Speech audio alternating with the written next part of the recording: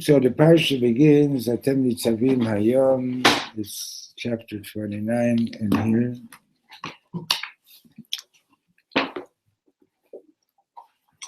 Atem Nitzavim Hayom, keep going, back, chapter 29, you want, back. Here's the chapter numbers. 29 verse 1. There you go. No, that's right. You are all standing today before Hashem your God. So just notice the Hebrew. Atem nitzavim, you are standing, you plural, are standing, hayom today. Kulchem, all of you. Right? So we have two. We have the two. Hashem standing before God. Elokechem. And then it goes on. And after the Torah telling us, you, all of you, are here standing today before God. The Torah now goes ahead and lists 10 categories of people. Rashechem, Shiftechem, Ziknechem, Veshotrechem. Kol Ish Yisrael, that's 5. Rashechem, Shiftechem, Ziknechem, Shotrechem, Kol Ish Yisrael. And then in the next verse, another 5. Tavchem, your children, Neshechem, your wives, V'gecha asher bekerev machanecha, and your converts, V'chotei beitzecha, from the wood choppers, Ad shoev mimecha, all the way to your water carriers. And why are you all here today? To go through, to pass through, to enter into the covenant with Hashem your God and his oath.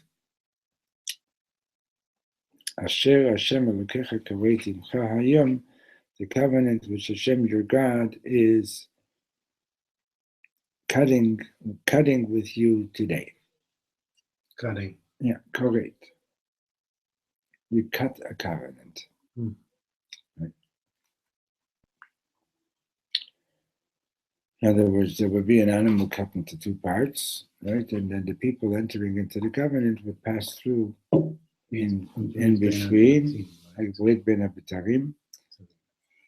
And the idea is that the two the parties entering the covenant are to becoming like one. And this morning, you remember, Noach, we spoke about this a little bit. It's sort of funny to say cut a covenant, right? You say cut a deal. Cut a deal, right? In other words, it's a way. In other words, you're defining something. You're not cutting the covenant. You're cutting a covenant. In other words, it's sort of like cutting off anything extraneous, and it's all now a new situation. And what is this all about?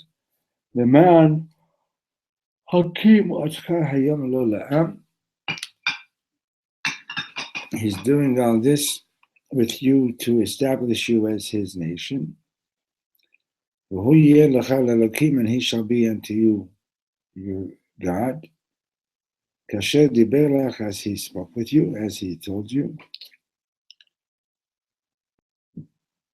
And as he swore to your ancestors, Abraham, Yitzchak, Yaakov, Abraham, Yitzchak, and Yaakov, and not with you alone am I cutting this covenant and this oath. This covenant is being made with whoever is here present in body today.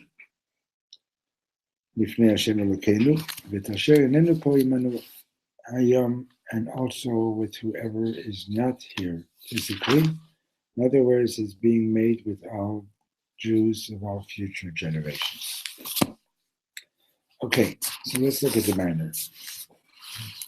Huh? I said that was fun. So the mimer says this. This is a mimer. Mimer mean in Chabad, when the Rebbe would talk at the Fabrengen, it was either a sicha or a mimer. Usually the sichos were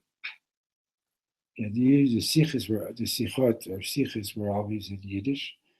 Maimorim, by and large, were in Hebrew, but sometimes they were also in Yiddish. And before the Rebbe would say a mimer, there was a special nigun, the nigun of Rostov, you know the nigun.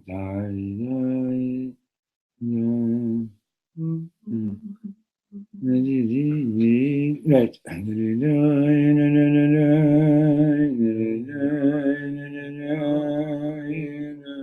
That's not the Rebbe's nigun. I was listening to that last No, night. that's a different nigun. And we sing it every Shabbos. Anyway, Okay. and there's a special nigun that was sung, and you can see, there's some videos on YouTube of the Rebbe while the Maimer nigun is being sung, and you can see that as the nigun is proceeding, he's going more and more into it. That's already, that's at the end of the Maimer. That's the after Maimer. Before one. Right.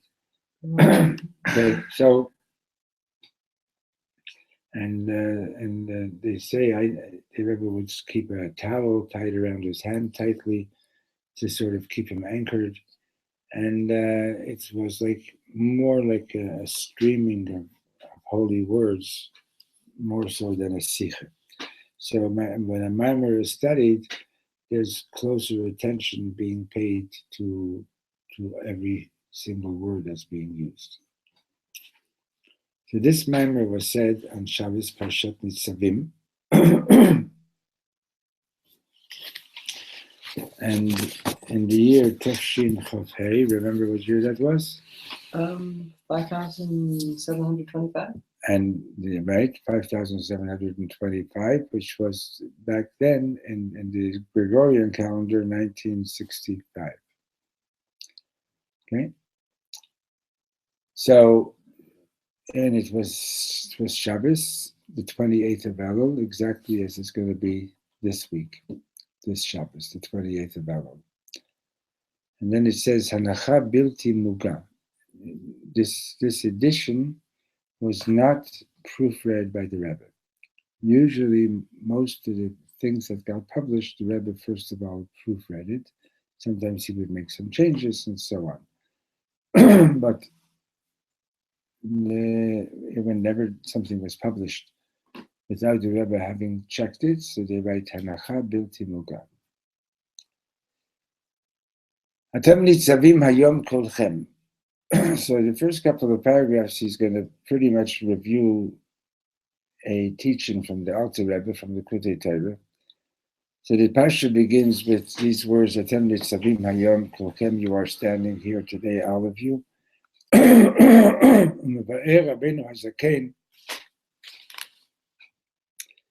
the Alter Rebbe explains the Likutei Torah in the Sefer Likutei Torah, the teaching that begins with these same opening words, Atem Nitzavim Hayom, Sheparsha zo korim leolam kodem Rosh Hashanah. This parsha is always read, Parshat Nitzavim is always read on the Shabbos before Rosh Hashanah, right? And this is coming ahead, so this is a ruling from the Gemara, and brought down by the Rambam and the Shulchan Aruch. And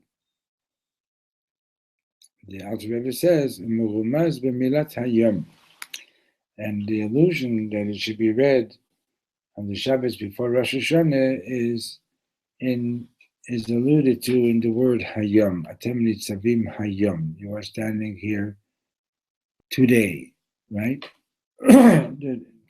Wasn't necessary to say today. It doesn't tell you a date anyway, right? You're all standing here today. Well, and if it wouldn't say today, what would you say? Tomorrow?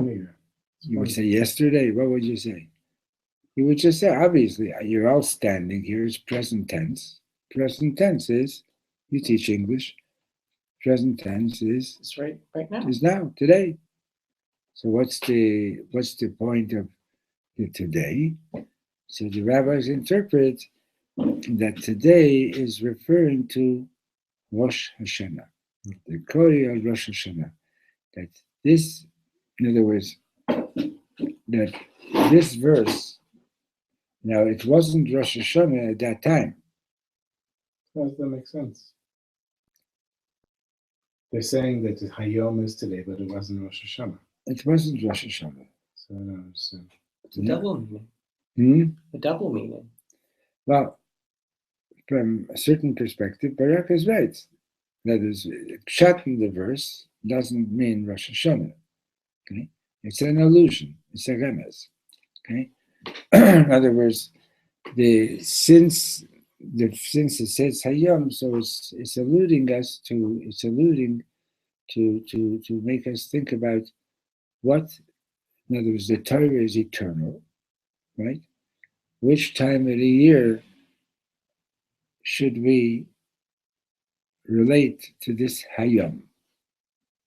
So the rabbis say Hayom is referring to Rosh Hashanah. Okay.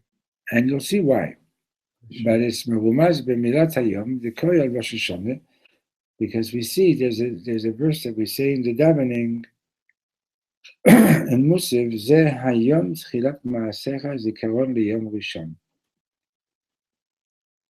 It says over there, this very day, Zeh Hayom, Tchilat Ma'asecha is the beginning of your works. Zikaron Liyom Rishon, and this day of Rosh Hashanah is the beginning of your works, and it's a remembrance of the first day. Okay? So, what's the significance of that? Significance of that is that somehow you got to understand that since this verse is referring to Rosh Hashanah, that means that every Rosh Hashanah, in a certain sense, you're going through the covenant again. Right? What does that mean? You're going to the covenant? You're renewing. You're making Hashem. You're renewing, you're coronating Hashem as the king and so on. You're renewing the covenant, okay? So, what happens on this day? Dr. Rebbe says, שכל ניצוצי נשמות ניצבים ומתעלים במקורם הראשון, all the soul sparks, or the sparks of the souls of the Jewish people, Nitzavim are standing, umitalim, and ascending, bimkoram, back into their makor harishon, to their very first source, ad lifnei havaya, all the way up to being present in front of Hashem. In other words, that's something to sort of like, be cognizant, to be aware of on Rosh Hashanah, right? That our souls are ascending back to their original source and to be present right in front of Hashem. Okay? Now, and then the Alter Rebbe says like this, and as the verse continues, Rasheichem, Shiftechem, your leaders, your tribes, all the way to Mechotei Veitzecha V'ad Shoev Mimecha, all the way to your wood choppers and your water carriers. Peirat HaKatuv Esa Madrigot. The Torah lists 10 levels. Kikol Ish Yisrael, because all the Jewish people, sorry, it doesn't say Ish, just Kikol Yisrael, Hem Koma Achat Shlema. All the Eden together make up a complete corpus, a complete body, a standing body. And this corpus of Jewish people can be divided, or is divided into 10 levels. In other words, there are souls that relate to the highest level. There are souls that relate that are from the second level, etc., down all the way to the bottom, down to the 10th level. And what does he say? Over Rosh Hashanah, mitalot kol hamadrigot. So all the levels ascend on Rosh Hashanah. Afilu mechotei veitzecha ad shoev mimecha. Even the wood chopper and the water carrier, they too ascend to be in the presence of Hashem. Shehein, this is about line 13, Shehein bechinot umadrigot hatachtonot. The wood choppers and the water carriers, they represent the lowest levels of souls of Israel. In what sense? What's wrong with being a wood chopper? What's wrong with being a water carrier? Right? So usually, Barak is tired today. No, I'm just reading. Usually, Tired, but I'm just fun. these are the guys, like, the least educated guys in the community. They're the ones who end up becoming like water carriers, street sweepers, and things like that, right? I remember when I first started teaching, there was a substitute teacher in the high school who was like really wacko. And he was giving the kids the history test, and he wrote on the board this poem, fail away. They need you on the trucks, they need you on the salt mines. I thought it was funny. Some people thought it was disgusting that he did that. But he's making a point, because the fact of the matter is that much of the education system is designed to just categorize the students, And tragically, kids sometimes get categorized into the wrong category as a child. Like they're told, "Oh, you're just a Dumbo," or something like that, And I don't know what school you went to, but maybe it wasn't as sophisticated as the one I went to. And the one I went to, there were teachers who would make kids sit in the corner with a dunce cap. If you didn't behave or you didn't do your homework or something like that, they had a cap said dunce. That was only in the cartoon. And it was for real, and you'd sit in the corner, dunce. It was a lovely education system. Anyway, so the wood choppers and the water carriers, they were usually the lowest. But in Jewish tradition, there's nothing to be ashamed about being a wood chopper. There's nothing to be ashamed about being a water carrier. There's nothing to be ashamed about being a taxi driver. Okay? She wants to bring you a pick. My kids. I think she wants to bring you a pick for the guitar. So there's nothing shameful about that. So in what sense is this, is the Rebbe saying that these are the lowest levels? So he says, we're in the end of line 13. גם מדברי כבוד קדושת מורי וחמי אדמו"ר, to bring in a thought from the words of the holy Rebbe, my father-in-law, Rabbi Yosef Yitzchak. And he says what? Odot Perush Rabbeinu HaZaken, concerning the commentary of the Alter Rebbe, he explained Shechotei Veitzecha, the wood chopper. So he explains that Hu Milshon Eitzah. He relates the word Eitz, wood, to the word Eitzah, which means advice. Okay? Mm-hmm. Phonetically, they're for sure related. Okay? And in other words, so what is the meaning of Chotei Veitzecha? So he says, and here you can learn a Yiddish word, so you can prove to your wife that you were here. You learned, Shetzarich la'akor, you have to get uproot. Ois haken. Ois haken. No, ois haken. No, sa. Chinese sauce. No, don't go sa. No, ois haken. Ois haken. Which means to chop out. Mm-hmm. To chop out what? To chop out et harabot machshavot belevish. To chop out the many thoughts that are in the heart of man. Meaning to say what? Huh? It says here,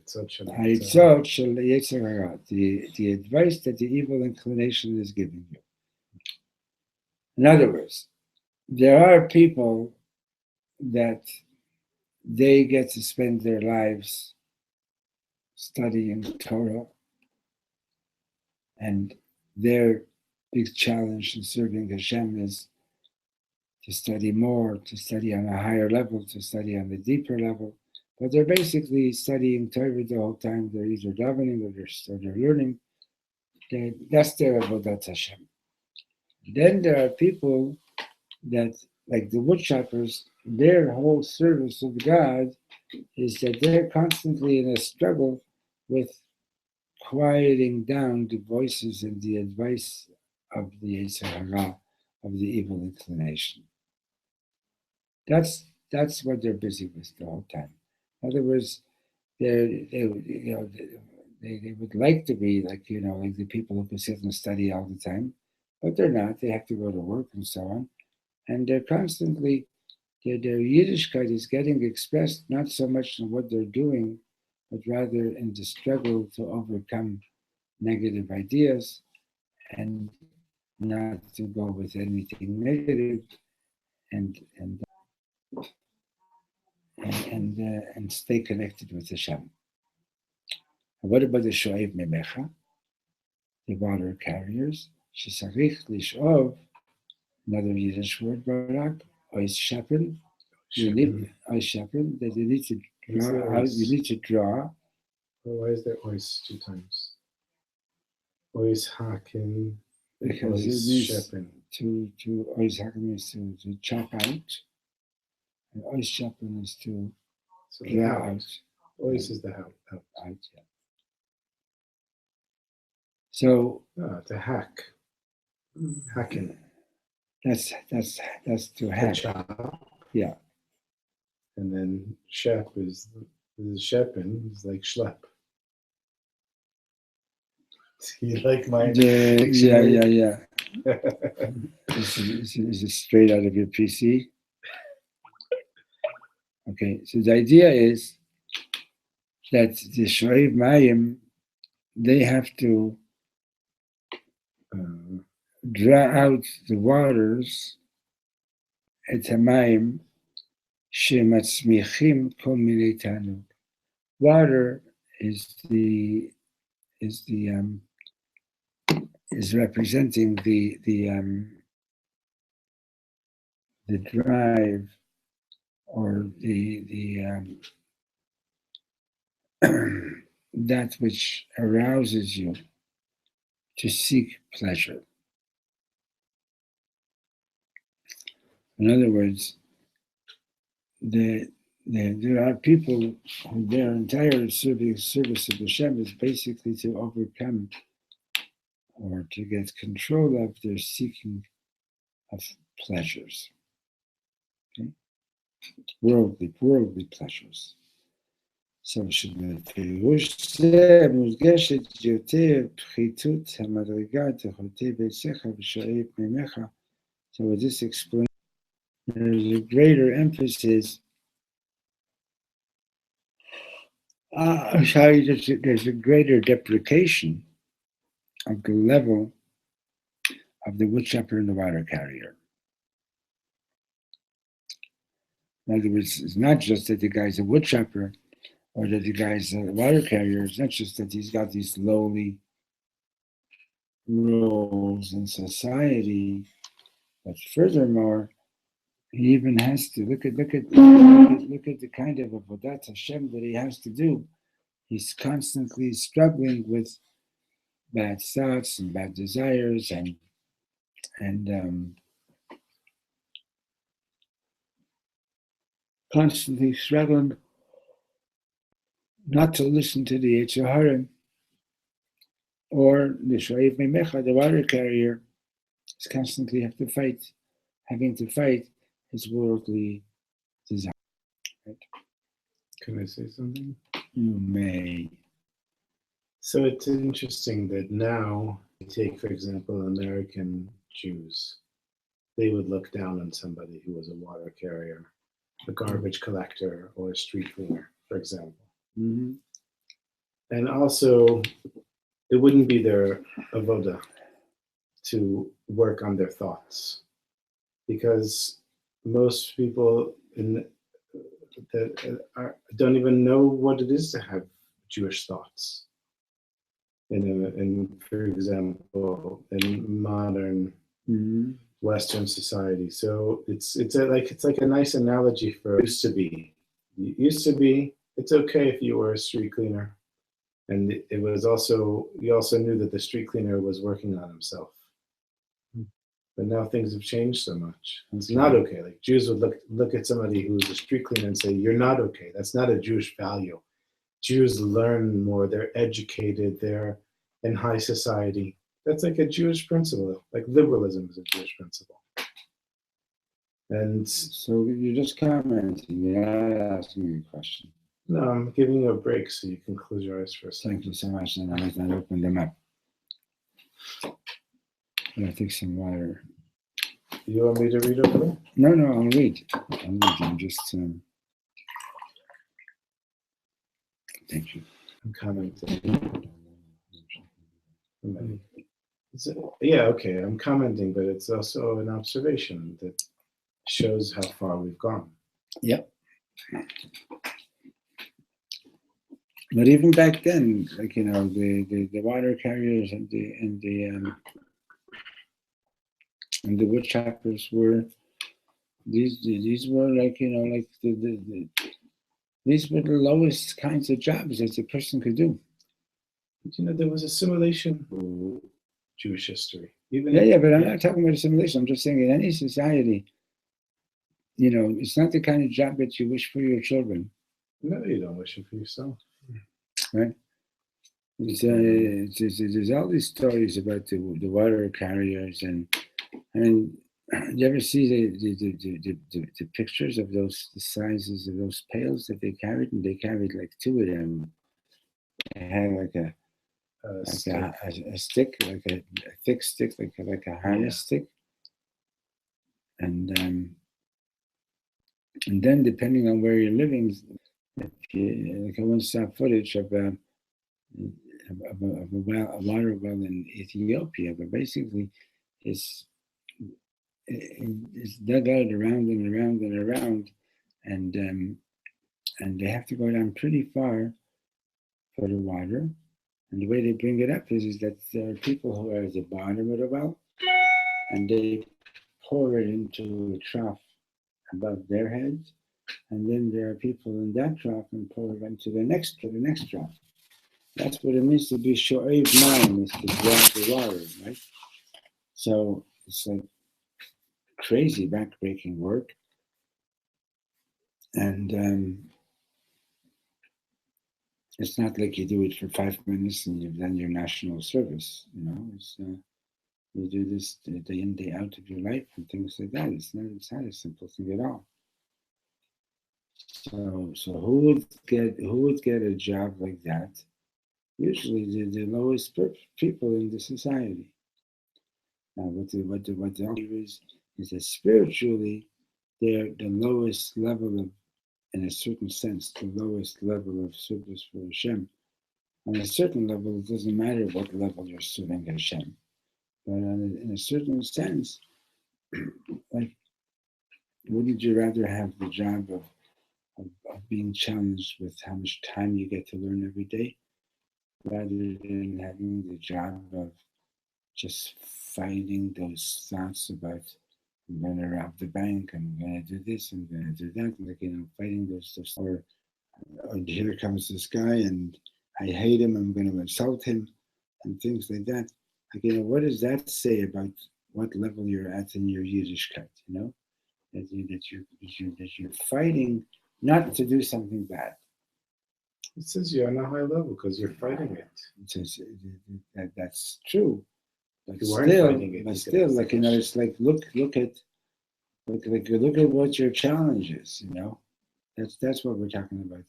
What is your challenge? Is your challenge from a higher realm of consciousness, or your challenge like basically the lowest challenges of this world to maintain your sexual morality, etc., etc.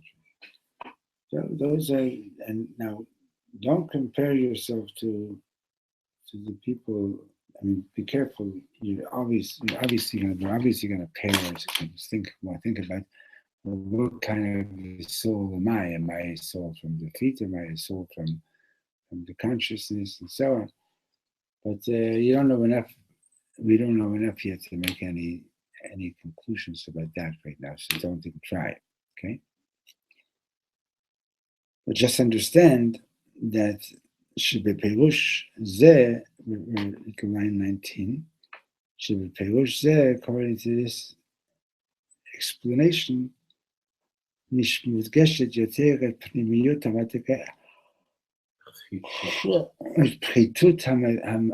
יותר פחיתות המדרגה, I guess I should put my glasses back on. מודגשת יותר פחיתות המדרגה דרכותי ביתך ושואב ממך. So that the Friedrich Rebbe is giving, that emphasizes even more the low level of these two people, of the Chotei Beitzim and the Shoev Mayim. Umamshich b'likutei Torah, and he continues in that Maimer in the Likutei Torah. Sha'av sheyeshno chilukei hamadrigot hanal, that even though there are these differences in among the students and these different levels of neshamas, kol makom nevertheless nitzavim hayom kulchem, all of you are standing today. Leyot lachadim ke'echad, you're all here today to achieve that unity as one. That's what he's saying in Rosh Hashanah. All of those aspects of us are present. Yeah.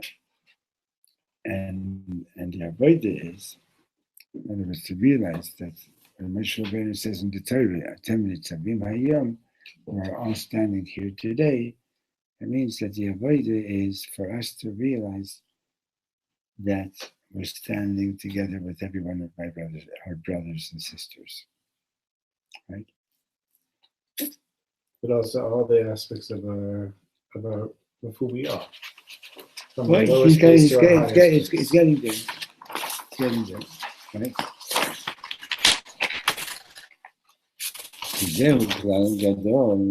This is a great principle. Everything that is coming from the side of holiness, everything on the side of holiness is the aspect of the end joined back with the beginning, like a circle. Okay? So in other words, what he's saying is that in Kedusha, there is no hierarchy.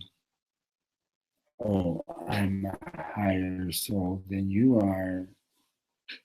I may be a higher soul than you are. I may be a lower soul than you are. Understand? But all the souls together form like one big circle, and the end is connected with the beginning. Meaning the Such lowest that- level is connected with the highest level. Meaning the lowest level is connected with the highest level. Such that Right?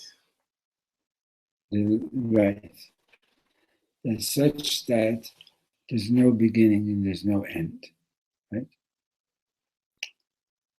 So on the side of Kedusha, everything is connected.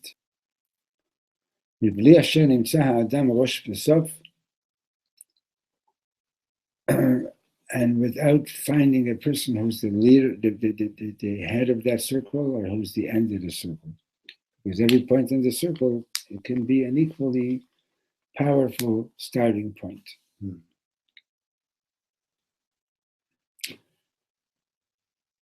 והיינו שיש בכל אחד ואחד בחינות ומדרגות מה שאין בחברו. This is to teach you that every single individual has aspects and levels that his friend does not have.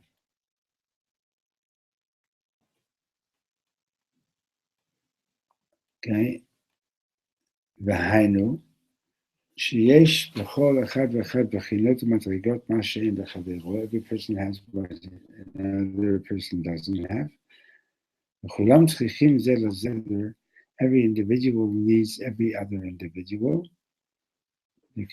כמשל האדם שהוא בעל קמה בראש ורגליים, and the example that Dr. Rebbe is giving is a person, a full-bodied person who's got a head and he's standing on his feet.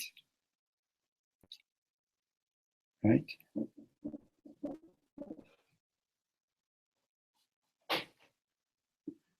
I mean, the body includes with it, in being a complete body, it has the It highest has, level and the lowest level. right, it has all these aspects, right? And Like in the army, sure. Huh? That's what they do in the army when you fall asleep. you stand. Yeah. Can't I'm up sleep. since I'm up since 5. I actually can. You probably could. I can stay standing, and I went to a bar mitzvah once, one of my students back in Montreal, was at a Reform synagogue, and it was Friday night. It was like a 7-mile walk back home. It was 12 o'clock at night, and I was only halfway home. And so I would just look down the street and say, okay, 200 feet straight walking, and I'd shut my eyes and just walk. Another 200 feet to the curb. And Baruch Hashem, I didn't go falling off the curb. But I just did it. It was either that or lie down in the snow and go to sleep. The snow. Wow. Yeah. Okay, so what he's saying is, Saying that the body has the feet of the head. right? So, Line 6. Shem himself, Mata, so even though the feet are the bottom level of the body, right? והראש הוא העליון המעולה ממנו. You with me, Noach? Line 7. And the head is superior to it, and it's the top of the body. מכל מקום, nevertheless, הרי בבחינה אחת יש יתרון למעלה לרגליים. There's some kind of an advantage to the feet that the head doesn't have. One of them is שצריך להליך בהם. You need your feet to get around. וגם, and also, כשרק כובד בראש, here's some alternative medicine. When a person has a heavy head, מקיזים דם ברגליים ונרפא. They would do some bloodletting in the feet, and he would be healed. ויש לומר, and we can say that שבזה,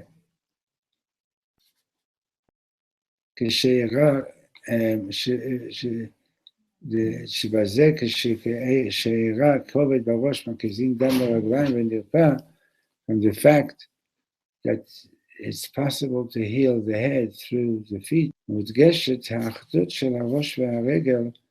This emphasizes the unity between the head and the foot. שגם הראש צריך לרגל. The head needs the foot באופן פנימי יותר מאשר האחדות שמתבטאת בעניין ההליכה. And this exemplifies this part of the parable about the healing of the head through the foot. Shows you that there's actually not just in other words, it's not just that the body has got, the human body has a head and hands and feet and hips and so on, and that it's all built from various components, right? But rather, not only is there a relationship between these components on the supernal level, on the exterior level, but there's also a relationship between these levels in an interior sense, that you can heal the head through bloodletting in the foot, right? Holistic approach. It's a holistic approach, and in fact, like I mentioned the last couple of days, reflexology is onto that too. There's every major organ in your body has a corresponding point in reflexology at the bottom of your foot. Okay. So שהראש צריך לרגליים כדי להלוך בהם שהוא רק עניין חיצוני. So speaking about the head needing the feet in order to get about, that's an external type of relationship between the two, but that you can heal the head through the feet. That's shows you that there's an inner dimension to this relationship between mind and feet. Shows the unity of the head and the feet. Right. Okay. But the emphasis that Dr. Rebbe is making over here is that sometimes you need, for example, you're a big scholar, right? And you're having a hard time to really see these lowly people as being part of the same oneness as yourself. Okay. So Dr. Rebbe is giving a simple meditation, and he's saying know that every person has something unique to contribute, which only they can do, and